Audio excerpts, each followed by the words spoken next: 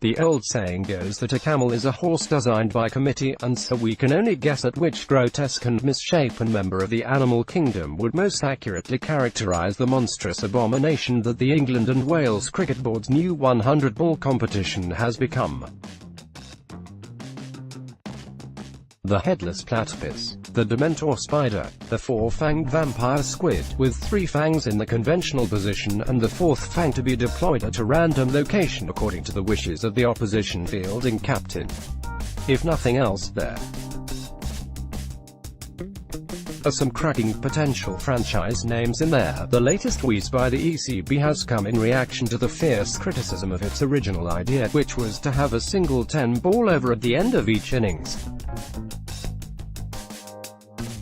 Now the suggestion is that teams will deliver 10 balls from each end, which can be bowled either by a single bowler, or by 2 bowlers delivering 5 balls each, or by 10 bowlers each delivering a single delivery in a randomized order, but through the medium of interpretative dance. I may not quite have read the press release all the way to the end, no.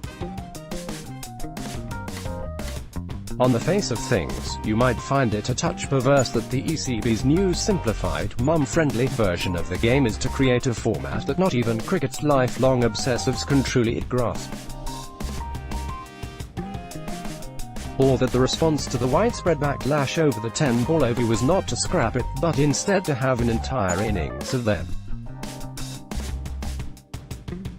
But in many ways, this is entirely in keeping. Just another week in the ECB's chamber of circular logic, where everything makes sense as long as people keep nodding their heads and saying the word exciting over and over again.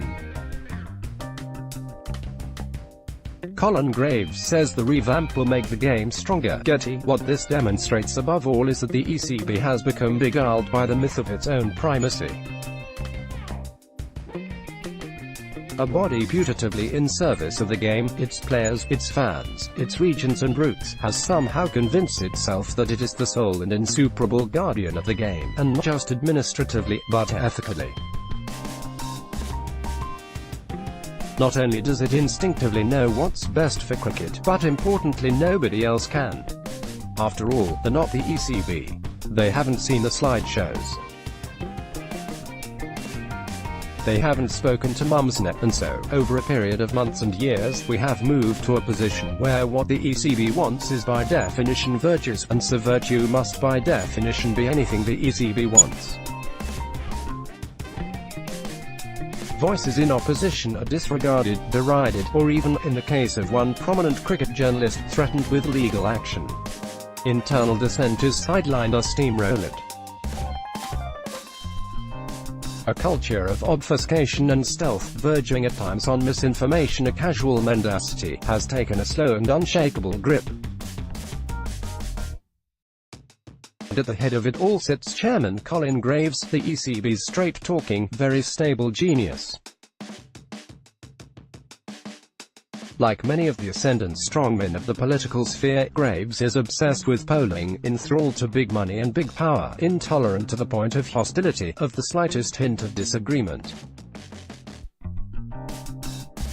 "I've just been re-elected to the board 41-0, he insisted 2 months ago. 41-0. Make sure you put that in. ECB insiders have long joked that the board's name actually stands for, explaining Colin's behavior. The T20 blast has proved popular with fans. Getty Images. The latest leaked plans on the 10-ball over are just a small part of a wider trend. There was the initial claim that players had been consulted over the 100-ball format, which later turned out to mean just 3 players. One of them, Worcestershire's Daryl Mitchell, was later told by Chief Executive Tom Harrison that the format was still open to negotiation, only to see Graves claim on television that it was definitely set in stone.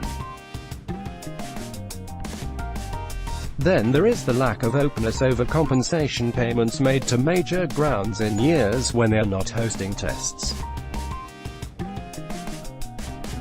Graves claimed no payments had been made. Glamorgan's account suggested quite the opposite. "We should call this what it is. The opposite of transparency is secrecy. The opposite of honesty is dishonesty.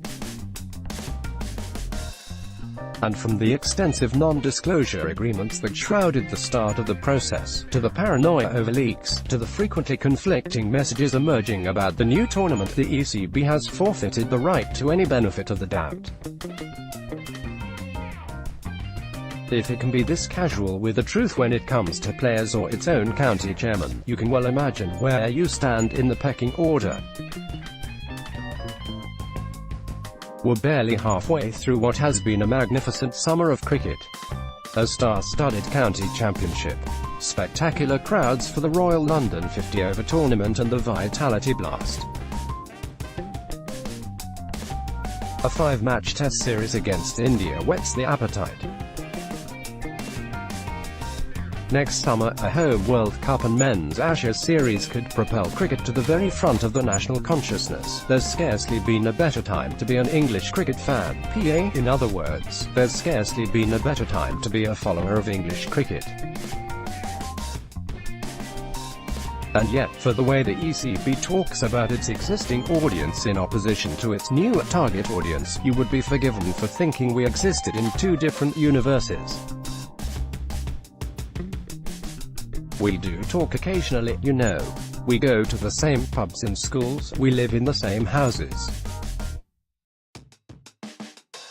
Some of us are even members of the same family.